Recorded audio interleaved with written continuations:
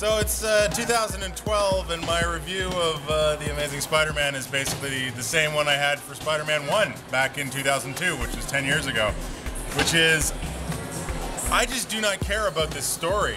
Spider-Man's origin story is, you know, maybe one notch above the fellow that strapped himself into the gamma ray chair in terms of it's stupid. He got bit by a spider. Like, it's just not, I mean, there have now been two-hour, $200 million motion pictures that have told the exact same story. And it's just not worth it. Like, comic book movies of the universe, and I've said this before, I am giving you permission to never do the origin story again.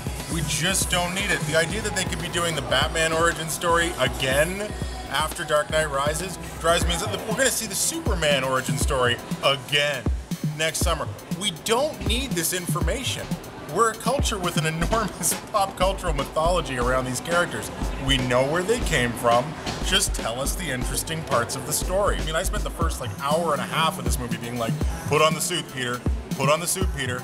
Put on the suit, Peter. Once he finally puts on the suit, the movie's great, because it's always great to see Spider-Man, you know, fly around throwing shit with his wrists and kicking some ass. I think that, what's-his-face, Garfield, very good. I think Emma Stone, very good. I think this movie is a great setup for a great sequel. They have the ingredients. What they don't have in this movie is a story that I or anybody else should give a shit about watching. So what should you watch instead? I'm gonna go back to the well on probably the best superhero origin story put on film, and I know how you're gonna feel about this. Doing it anyway. M. Night Shyamalan's Unbreakable.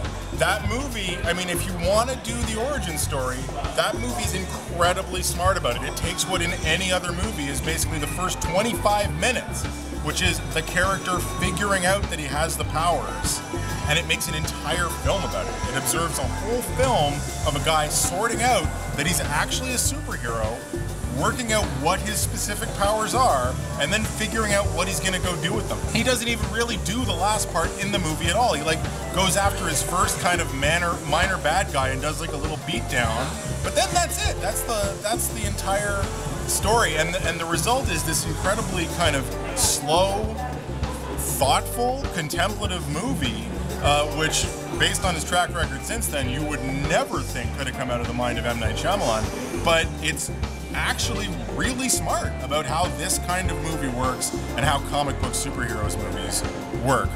Yeah. You know what? The Amazing Spider-Man is not bad. It just isn't interesting enough to justify the expense on all of our parts. If you're gonna watch something instead this weekend, check out Unbreakable. You might think ill of it because of who made it, but I swear to you, it is one of the great comic book movies that just happens to never have been based on a comic book.